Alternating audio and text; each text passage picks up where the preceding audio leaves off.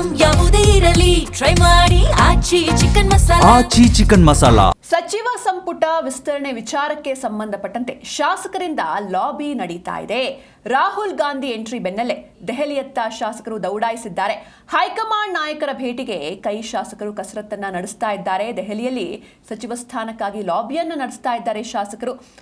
ನಾಯಕರ ಭೇಟಿಗೂ ಮುನ್ನವೇ ವರಿಷ್ಠರ ಭೇಟಿಗೆ ಪ್ರಯತ್ನವನ್ನ ಮಾಡ್ತಾ ಇದ್ದಾರೆ. ಮಲ್ಲಿಕಾರ್ಜುನ್ ಖರ್ಗೆ ಹಾಗೆ ರಾಹುಲ್ ಗಾಂಧಿ, ವೇಣುಗೋಪಾಲ್, ಸುರ್ಜೇವಾಲಾ ಭೇಟಿಗೆ ಕಾಂಗ್ರೆಸ್ ಶಾಸಕರು ಪ್ರಯತ್ನವನ್ನ ಪಡ್ತಾ ಇದ್ದಾರೆ. ದೆಹಲಿಯಲ್ಲೇ ಇದ್ದಾರೆ ಸುಮಾರು 12 ಶಾಸಕರು. ಹಾಗೆ ಶಾಸಕರಾದ ಶಿವಾನಂದ ಪಾಟೀಲ್ ಆಗಿರ್ಬೋದು, ಎಲ್ಲರೂ ಕೂಡ ದೆಹಲಿಯಲ್ಲೇ ಇದ್ದಾರೆ. ಹಾಗಿದ್ರೆ ಟಾಪ್ 20 ಸಂಭಾವ್ಯ ಸಚಿವರು, ಸಂಭಾವ್ಯರ ಪಟ್ಟಿಯಲ್ಲಿ ಯಾರೆಲ್ಲ ಇದ್ದಾರೆ ಅಂತ ನೋಡ್ತಾ ಹೋಗೋದಾದ್ರೆ, ಮೊದಲನೇದಾಗಿ ಡಾಕ್ಟರ್ ಅಜಯ್ ಸಿಂಗ್, ಇವರು ಧರಮ್ ಸಿಂಗ್ ಅವರ ಪುತ್ರ ಹಾಗೂ ಹಿರಿಯ ಶಾಸಕ. ಕರ್ನಾಟಕದ ಬೋರ್ಡ್ ಅಧ್ಯಕ್ಷರಾಗಿ ಯಶಸ್ವಿಯಾಗಿ ಕೆಲಸವನ್ನ ಮಾಡ್ತಾ ಇದ್ದಾರೆ. ಹೀಗಾಗಿ ಅವರು ಕೂಡ ನಮಗೆ ಸಚಿವ ಸ್ಥಾನ ಸಿಗಬೇಕು ಎನ್ನುವಂಥ ನಿಟ್ಟಿನಲ್ಲಿ ದೆಹಲಿಯಲ್ಲೇ ಬೀಡು ಬಿಟ್ಟಿದ್ದಾರೆ. ಅಂದರೆ ಇದು ಸಂಭಾವ್ಯರ ಪಟ್ಟಿ. ಈ ಬಾರಿ ಕ್ಯಾಬಿನೆಟ್ 2ನೇ ಹಂತದ ರಚನೆಯಲ್ಲಿ ಯಾರಿಗೆಲ್ಲ ಸಚಿವ ಸ್ಥಾನ ಸಿಗಬಹುದು ಎನ್ನುವಂಥ ಒಂದು ಸಂಭಾವ್ಯ ಸಚಿವರ ಪಟ್ಟಿ ಇದು. ಹಾಗೆ ಎರಡನೇದಾಗಿ ನೋಡ್ತಾ ಹೋಗೋದಾದ್ರೆ ಜಿಟಿ ಪಾಟೀಲ್, ಬೀಳಗಿ ಕ್ಷೇತ್ರ, ಹಾಗೆ ರೆಡ್ಡಿ ಲಿಂಗಾಯತ ಸಮುದಾಯವನ್ನು ಇವರು ರೆಪ್ರೆಸೆಂಟ್ ಮಾಡ್ತಾರೆ. ಇವರು ಕೂಡ ಈ ಬಾರಿಯ ಸಚಿವ ಸ್ಥಾನದ ಆಕಾಂಕ್ಷಿ. ವಿಜಯಾನಂದ ಕಾಶಪ್ಪನವರ್, ಹುನಗುಂದ ಕ್ಷೇತ್ರ, ಇವರು ಕೂಡ ಈ ಬಾರಿ ಕೆ ಶಿವಕುಮಾರ್ ಅವರ ಕ್ಯಾಬಿನೆಟ್ನಲ್ಲಿ ಸಚಿವ ಸ್ಥಾನ ಸಿಗಬೇಕು ಅಂತ ದೆಹಲಿಯಲ್ಲೇ ಬೀಡು ಬಿಟ್ಟಿದ್ದಾರೆ. ಹಾಗೆ ಇವರ ಬೆಂಬಲಿಗರು ಕೂಡ ಸಾಕಷ್ಟು ಹೋರಾಟವನ್ನು ನಡೆಸ್ತಾ ಇದ್ದಾರೆ. ಮತ್ತೊಂದು ಕಡೆ ಕೃಷ್ಣಪ್ಪ, ವಿಜಯನಗರ ಕ್ಷೇತ್ರ, ಒಕ್ಕಲಿಗ ಸಮುದಾಯವನ್ನು ಇವರು ರೆಪ್ರೆಸೆಂಟ್ ಮಾಡ್ತಾರೆ. 6 ಬಾರಿ ಶಾಸಕರು ಹಾಗೆ 2 ಬಾರಿ ಸಚಿವರಾಗಿದ್ದರು. ಈ ಬಾರಿಯೂ ಕೂಡ ಸಚಿವರಾಗಬೇಕು ಅಂತ ಈ ರೇಸ್ನಲ್ಲಿ ಮುಂಚೂಣಿಯಲ್ಲಿದ್ದಾರೆ. ಲಕ್ಷ್ಮಣ ಸವದಿ, ಬೆಳಗಾವಿ ಜಿಲ್ಲೆ, ಜೊತೆಗೆ ಇವರು ಲಿಂಗಾಯತ ಸಮುದಾಯವನ್ನು ರೆಪ್ರೆಸೆಂಟ್ ಮಾಡ್ತಾರೆ. ಹೀಗಾಗಿ ಈ ಬಾರಿಯ ಸಂಭಾವ್ಯರ ಪಟ್ಟಿಯಲ್ಲಿ ಇವರ ಹೆಸರು ಕೂಡ ಇದೆ.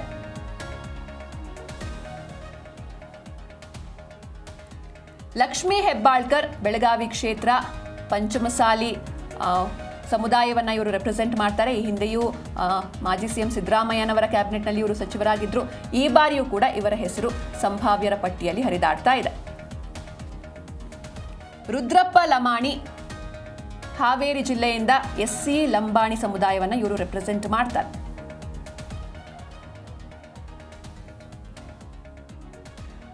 ಎಸ್ ಮಲ್ಲಿಕಾರ್ಜುನ್, ದಾವಣಗೆರೆ ಕ್ಷೇತ್ರ, ಇವರು ಲಿಂಗಾಯತ ಸಮುದಾಯವನ್ನು ರೆಪ್ರೆಸೆಂಟ್ ಮಾಡ್ತಾರೆ. ಈ ಬಾರಿಯ ಕ್ಯಾಬಿನೆಟ್ನಲ್ಲಿ ಇವರು ಕೂಡ ಸಂಭಾವ್ಯರ ಪಟ್ಟಿಯಲ್ಲಿ ಮುಂಚೂಣಿಯಲ್ಲಿದ್ದಾರೆ. ನಾಗೇಂದ್ರ, ಬಳ್ಳಾರಿ ಗ್ರಾಮಾಂತರ ಕ್ಷೇತ್ರದಿಂದ, ಇವರು ವಾಲ್ಮೀಕಿ ಸಮುದಾಯವನ್ನು ರೆಪ್ರೆಸೆಂಟ್ ಮಾಡ್ತಾರೆ. ವಾಲ್ಮೀಕಿ ಸಮುದಾಯದ ನಾಯಕರು.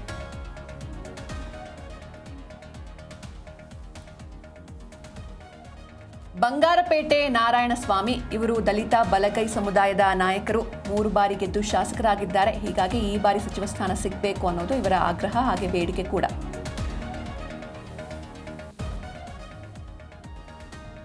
ಪ್ರಸಾದ್ ಅಬ್ಬಯ್ಯ, ಹುಬ್ಬಳ್ಳಿ ಧಾರವಾಡ ಕ್ಷೇತ್ರ, ಪಕ್ಷ ಸಂಘಟನೆಯಲ್ಲಿ ಸದಾ ಮುಂದಿರ್ತಾರೆ. ಹೀಗಾಗಿ ಈ ಬಾರಿ ಇವರಿಗೂ ಕೂಡ ಒಂದು ಸಚಿವ ಸ್ಥಾನ ಸಿಗಬಹುದು ಎನ್ನುವಂಥ ಆಕಾಂಕ್ಷೆ ಇದೆ. ದಲಿತ ನಾಯಕರು ಇವರು.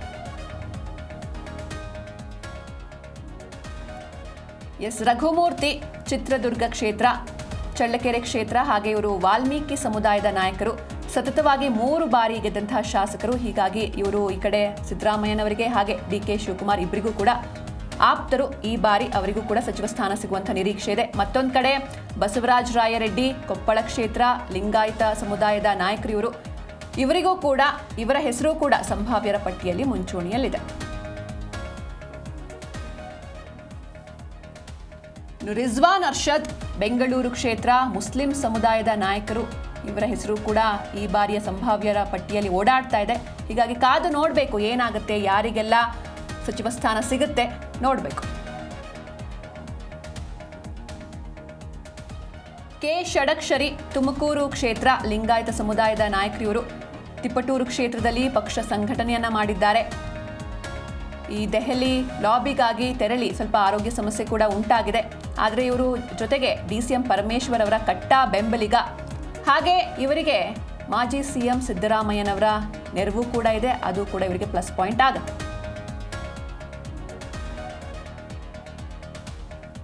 ಶರತ್ ಬಚ್ಚೇಗೌಡ, ಹೊಸಕೋಟೆ ಕ್ಷೇತ್ರ. ಹಾಗೆ ಇವರು ಒಕ್ಕಲಿಗ ಸಮುದಾಯದ ನಾಯಕರು. ಈ ಬಾರಿಯ ಕ್ಯಾಬಿನೆಟ್ನಲ್ಲಿ ಇವರಿಗೂ ಕೂಡ ಸಚಿವ ಸ್ಥಾನ ಸಿಗುವಂತಹ ಎಲ್ಲ ಸಾಧ್ಯತೆ ಇದೆ. ಹಂಪನಗೌಡ ಬಾದರ್ಲಿ ರಾಯಚೂರು ಕ್ಷೇತ್ರದಿಂದ ಸತತವಾಗಿ ಗೆದ್ದು ಬಂದಿದ್ದಾರೆ. ಅತ್ಯಂತ ಹಿರಿಯ ಶಾಸಕರು. ಈ ಹಿಂದೆ ವಚನವನ್ನ ನೀಡಿದ್ರಂತೆ ಸಿದ್ದರಾಮಯ್ಯನವರು ಹಾಗೆ DK ಶಿವಕುಮಾರ್. ಹೀಗಾಗಿ ಇವರ ಹೆಸರು ಕೂಡ ಇರಬಹುದು ಎನ್ನುವಂಥ ನಿರೀಕ್ಷೆ ಇದೆ.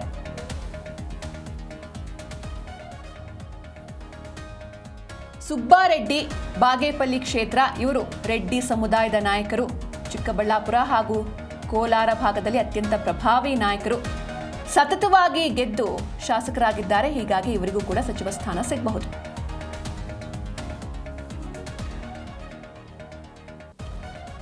ಇನ್ನು ಶಿವರಾಜ್ ತಂಗಡಗಿ ಕನಕಗಿರಿ ಕ್ಷೇತ್ರ. ಬೋವಿ ಸಮುದಾಯದ ನಾಯಕರು. ಇವರು ಸಮುದಾಯದಲ್ಲಿ ಅತ್ಯಂತ ಹಿರಿಯ ನಾಯಕರು ಅಂತ ಗುರುತಿಸಿಕೊಂಡಿದ್ದಾರೆ. ಹಾಗೆ ವಿವಿಧ ಖಾತೆಗಳ ಸಚಿವರಾಗಿ ಇವರಿಗೆ ಅನುಭವ ಕೂಡ ಇದೆ. ಹೀಗಾಗಿ ಇವರ ಹೆಸರು ಕೂಡ ಕೇಳಿ ಬಂದಿದೆ.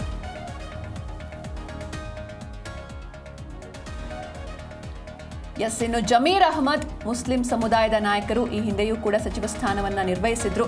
ಈ ಬಾರಿಯೂ ಇವರ ಹೆಸರು ಕೇಳಿ ಬರ್ತಾ ಇದೆ. ಹೀಗಾಗಿ ನೋಡಬೇಕು ಎರಡನೇ ಹಂತದ ಕ್ಯಾಬಿನೆಟ್ನಲ್ಲಿ ಯಾವೆಲ್ಲ ಶಾಸಕರಿಗೆ ಯಾವೆಲ್ಲ ನಾಯಕರಿಗೆ ಸಚಿವ ಸ್ಥಾನ ಸಿಗಬೇಕು. ಸಾಕಷ್ಟು ಕುತೂಹಲವನ್ನು ಮೂಡಿಸ್ತಾ ಇದೆ. ಕಾದು ನೋಡಬೇಕಾಗುತ್ತೆ.